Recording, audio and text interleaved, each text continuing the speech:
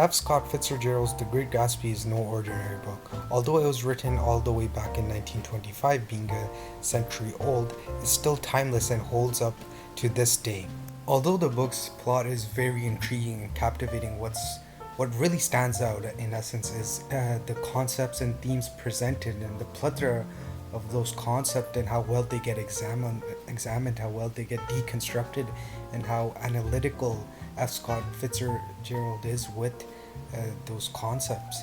When seen through the lens of the literary theory of post-colonialism, it's very evident the negative impacts of capitalism and social stratification caused by capitalism, the class division it causes, which is shown through the plot points, characters, motifs, symbols, but particularly Dr. T.J. Eggleberry's eyes, the billboard, and Gatsby's facade. The eyes in many ways can be seen as someone casting judgment, like a god, some source seeing down what's occurring, what's transpiring in the world, the disparities between the Valley of Ashes and people who live in East and West Egg, the conflicting nature of the classes and how the disparity only grows larger, and these eyes continuously look down upon these human beings who just caused this instead of reconciling and trying to fix this issue,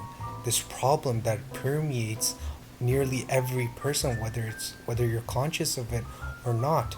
Therefore, the book in many ways makes the reader reflect on the society they're living in, which makes it timeless, because regardless of the society you're living in, there's always going to be some issue, and the symbolism of Eckleberry's eyes can really tell you what's going on and forces you to reflect in many ways of what's going on in your society.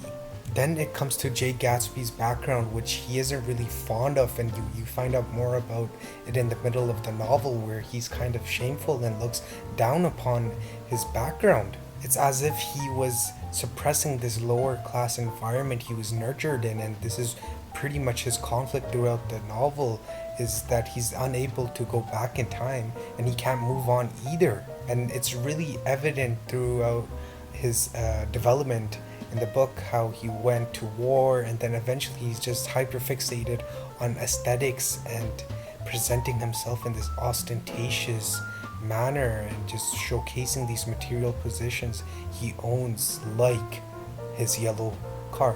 The Great Gatsby, written by F. Scott Fitzgerald, in many ways is a masterpiece when it comes to criticizing capitalism in post-colonial times in the 1920s, having plenty of satirical and comedic elements to it while maintaining this serious part of the novel.